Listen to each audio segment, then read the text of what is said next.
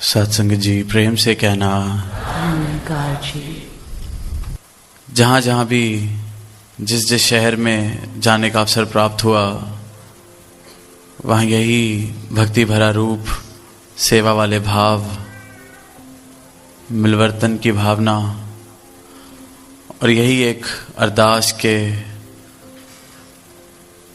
सदगुरु के चरणों में हर एक भक्त की के जो भक्ति जीवन में आई है, ये जैसी आप चाहते हैं वैसी निभ सके, तोड़ निभ सके। और ये जो भक्ति का मार्ग है, इसके लिए बखूबी लिखा गया है कि प्रेम गली अति सांकरी, जामे दो न समाए। और भक्ति प्रेम का सबसे शुद्ध रूप है। Purest form of love is devotion. क्योंकि भक्त और भगवान का प्रेम स्थापित ही तब होता है जब भक्त पूर्ण समर्पण कर देता है। जब मैं अपनी मैं को इस तरह से मिटा देता हूं या इस तू में ही समा देता हूं कि फिर सिर्फ शेष जो रह जाता है वो प्रेम। दुनिया के किसी भी और रिश्ते में जिसे मैं प्रेम का नाम देता हूं, चाहे कितना ही प्रेम हो किसी से, कहीं ना कहीं लेन देन, एक दूसरे का ख्याल, कुछ ना कुछ किसी ना किसी रूप में रह जाता है, मिट नहीं सकता। रिश्ते हैं दुनिया के, अपना भी ख्याल रखना है, दूसरे का भी ख्याल रखना है, हर तरीके की संभावना है। पर परमात्मा के प्रेम में सदगुरु के चरणों से जो प्रीत जुड़ती है, जिसे भक्ति कहा जाता है, वो प्रेम का सबसे शुद्ध, और जो एक बारी इस प्रेम को देख ले, वो फिर किसी और रिश्ते को प्रेम नहीं कह सकता। प्रेम जाना ही तब जा सकता है जब इस रूप में प्रेम का अनुभव कर लिया जाए। और फिर जो इनकी कृपा होती है, जब ये प्रेम जीवन में आता है, तो वो जो मेरे लेन देन वाले रिश्ते भी हैं, उनमें भी फिर ये शुद्धता आनी शुरू हो जाती है। उनमें भी ये बेगर्ज उल्फत वाले भाव आने शुरू हो जाते हैं। तो फिर भक्ति के लिए कहा गया कि प्रेम गली अति सांकरी, जामे दो ना समाए। कि ये प्रेम इस राह पे चला ही तभी जा सकता है जब अपनी मैं को मिटा लिया जाए।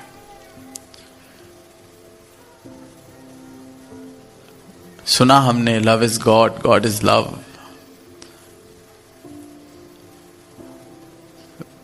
When I am in love, or when I truly love, I cease to exist.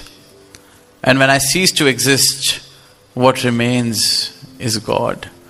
And hence it is said, love is God, God is love. But we really need to love or become love in the truest sense, where we are willing to let go of our existence, willingly surrendering to the beloved. And there begins the journey of true love. तो अब इस सांकरे पथ पर जब चल रहे हैं, इस भक्ति के पथ पर, प्रेम के पथ पर, तो अक्सर देखते हैं कि मन जब इस पथ पर वापस आने लगता है, जब सिर्फ तू से थोड़ी थोड़ी मैं वाली अवस्था वापस आने लगती है, तो आनंद उसी पथ पर, वही जो मैं कार्य कर रहा हूं, जिसमें कल आनंद आ रहा था, आज उसमें सवाल उठने लगते हैं, आनंद आना कम होने लगता है। क्योंकि उस सांकरे पथ पर अपनी मैं को भी मैं चलाने की साथ कोशिश करता हूं, और मैं बड़े अलग अलग रूपों में आती है। कई बार इस सरल से सत्य को, सरल सी बात को मैं अपने इल्म से, अपनी विद्याओं से उलझा लेता हूं, ओवर एनालिसिस से उलझा लेता हूं, तो फिर कहीं मेरे मन में ऐसे भाव आने लगते हैं कि मुझसे बेहतर शायद इस बात को कोई समझता नहीं, मुझसे बेहतर इस कॉन्सेप्ट को कोई समझता नहीं, मुझसे बेहतर इस कॉन्सेप्ट को कोई समझा नहीं सकता। फिर जब ये भाव आने लगते हैं तो उस अति सांकरी प्रेम गली में मैं रह जाती है, तू चला जाता है, क्योंकि मेरा अब जो रस है वो उसमें बस गया है कि मैंने कितनी इल्म हासिल कर लिए, कितनी विद्याएं हासिल कर ली, कितनी रिद्धि सिद्धियों के बारे में मैं जान चुका हूं। और अक्सर देखा गया है जब ये वाला नशा किसी को स्वाद लगने लगता है तो उसको बोलने में बड़ा मजा आने लगता है, बताने में बड़ा मजा आने लगता है, सुनना थोड़ा मुश्किल होता रहता है। दास अक्सर ये बात कहता है कि जिसको बोलने में मजा आ जाए उसको सुनना बड़ा मुश्किल है, उसके लिए बहुत ही मुश्किल। जिसको सुनाना अच्छा लग जाए, और मजे की बात ये कि जो बोलता इस रूप में है उसको वाहवाही देने वाले भी बड़े सारे मिल जाते हैं, फिर उसको और मजा आने लग जाता है। फिर वो प्रेम गली अति सांकरी, वो अति सांकरी गली में मैं रह जाती है, लेकिन वो गली फिर प्रेम गली नहीं रह पाती, क्योंकि वहां से समर्पण चला गया। क्योंकि प्रेम तो आ ही इस निरंकार से, इस तू से, सतगुरु से आ रहा था। मैं तो जैसा था वैसा ही हूं। इस पूरी इक्वेशन में से अगर मैंने गुरु के चरणों को, इस परमात्मा को ही हटा दिया तो फिर प्रेम गली रह ही नहीं सकती। फिर तो वो गली जैसी मेरी जिंदगी चल रही थी वैसी की वैसी वापस मैंने कर ली।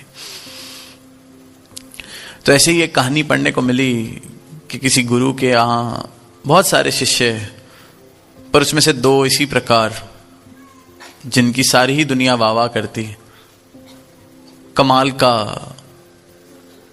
शास्त्रों पे उनकी पकड़, कमाल की तर्क वितर्क, अपने गुरु के पैगाम को इस तरह से पिरो कर बताना कि मंत्र मुग्ध कर दें किसी को भी, और जहां जाएं बड़ी ही प्रशंसा, बड़े ही स्वागत।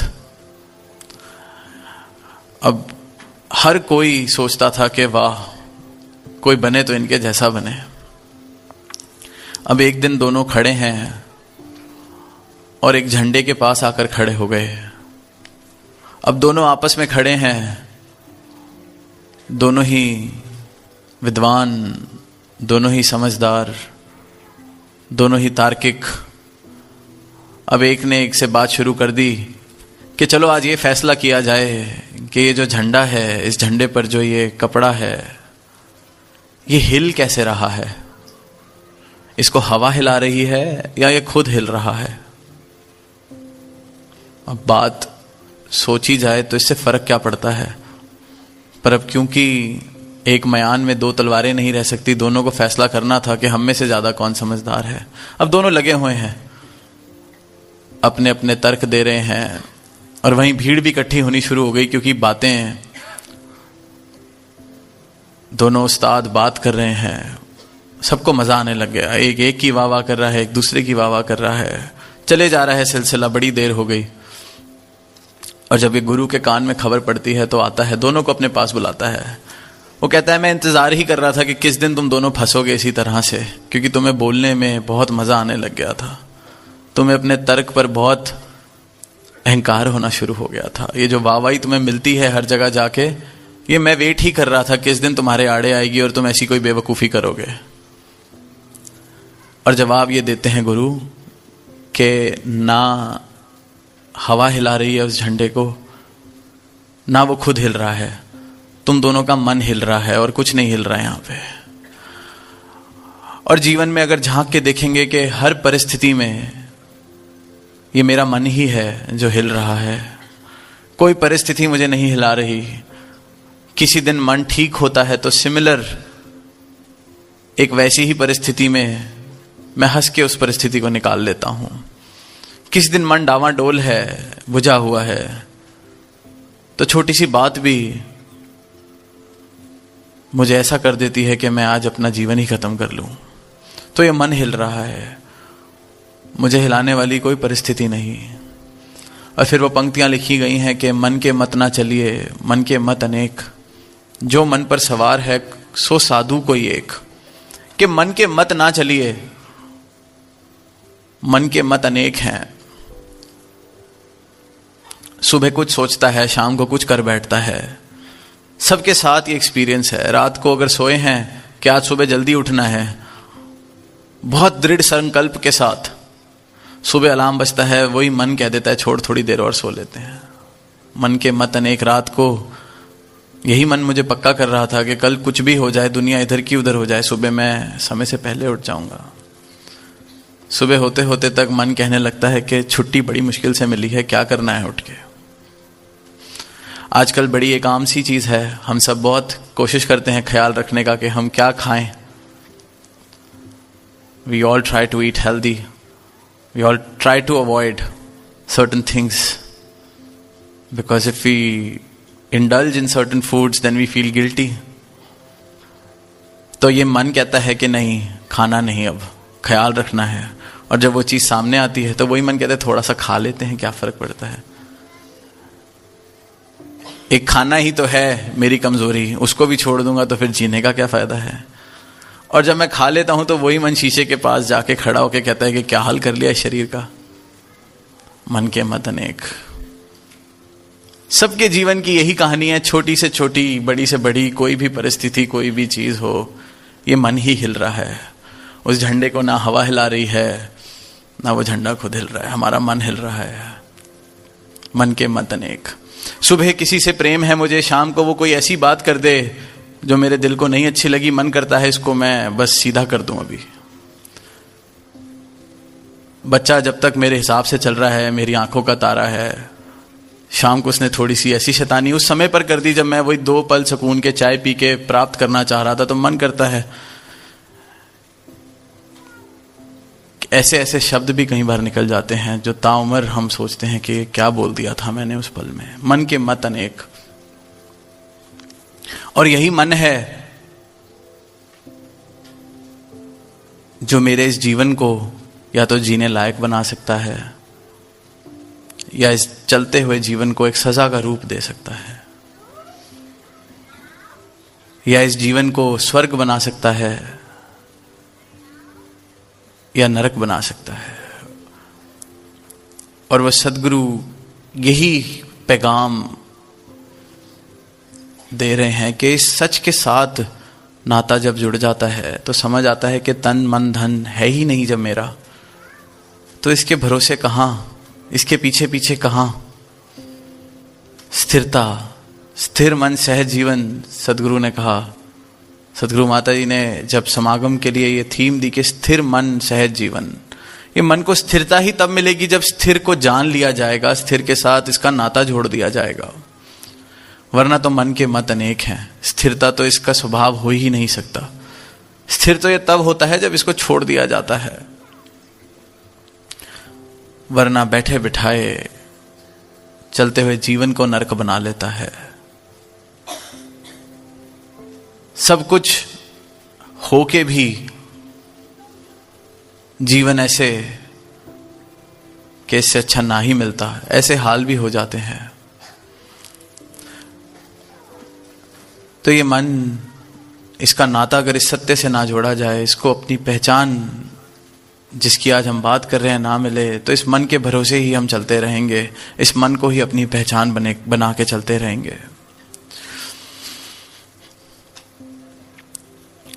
फिर वही बात कि ये नरक और स्वर्ग कोई ये जीवन जीने के बाद किसी को मिलने वाली बात नहीं है कि आज परमात्मा को याद करके रखा है, अच्छे कार्य किए हैं, तो एंड में कोई पूछने जाएगा कि इसको कहाँ भेजना है।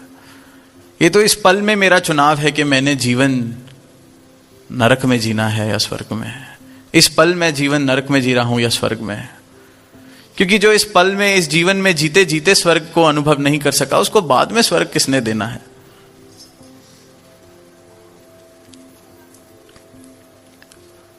जहां जीवन में फूलों की बहार खिल सकती है, मिल सकती है, वहां हम फिर भी कांटे ढूंढ लेते हैं, कांटे बो लेते हैं। गुलाब के फूल को देखते हैं तो फूल पे हमारी नजर बाद में जाती है, हम कांटों को पहले कहते हैं कि ये क्यों है यहां। जीवन जितना भी सुंदर अवसर मिल जाएं, प्रेम के जितने मौके हमें मिल जाएं, फिर भी हम दर्द को चुनते हैं। किसी ने अगर दिल दुखाया है तो उसको छोड़ते नहीं। सदगुरु माता जी ने इसी टूर पर एक भाव, एक शिक्षा दी कि walk away, walk on, but we don't like to walk on, we like to hold on to things which hurt us, we like to hold on to things which make us feel low. Sometimes I feel that we all as humans don't want to be happy. That's why we keep reminding ourselves of the past hurt.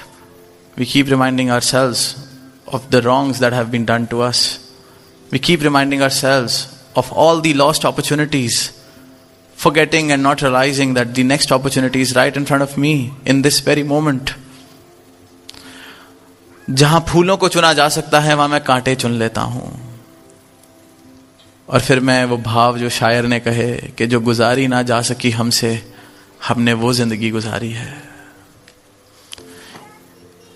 गुजारी नहीं गई जिंदगी, वैसी जिंदगी गुजार रहे हैं। पर क्यों? किसने रोका है फूल को चुनने से? किसने रोका है फूलों की महक से अपने जीवन को संवारने से? इस एक की पहचान हर एक मसले का हल है। ये प्रेम गली हर एक उस भाव जिसकी चाहत इंसान रखता है कि उसको मिल सके, सुकून, आनंद, प्रेम। ये प्रेम गली उस हर एक अवस्था तक पहुंचाने वाली गली है। पर यह प्रेम गली तभी रह सकती है जब यहां पर मैं ना हूं, मेरा मन ना हो। ये है तो ये प्रेम गली है, ये परमात्मा है तो ये प्रेम गली है। मैं अगर आ गया तो फिर तो जैसी मेरी जिंदगी जो गुजारी ना जा सकी हमसे, हमने वो जिंदगी गुजारी है। तो सदगुरु अपना ज्ञान देके हर एक इंसान पर, हर एक मानव पर ये परोपकार कर रहे हैं कि जो सुनहरा अवसर मिला है मानव जीवन का, इसमें फूलों की बहार आ सके। कांटों के चुनाव को छोड़कर फूलों भरा जीवन, महकदार जीवन, रंगों से भरा हुआ जीवन, इस बेरंगे को जानकर हर कोई इंसान जी सकता है। तो दास इन्हीं शब्दों से आप सबसे इजाज़त लेगा और यही भाव के पूरी यात्रा ऑस्ट्रेलिया, न्यूजीलैंड, हर एक स्थान पर आप सबका बहुत प्रेम पाया, प्राप्त किया। और यही कोशिश भी रहेगी कि इस बार इतना समय ना लगे वापस लौटने में। तो इन्हीं भावों के साथ दास सदगुरु के चरणों में अरदास करता है कि हर एक संत की आप जी तोड़ निभाएं। हर एक संत के जीवन में सिर्फ और सिर्फ फूलों वाली बहार हो। प्रेम से कहना धन्यवाद।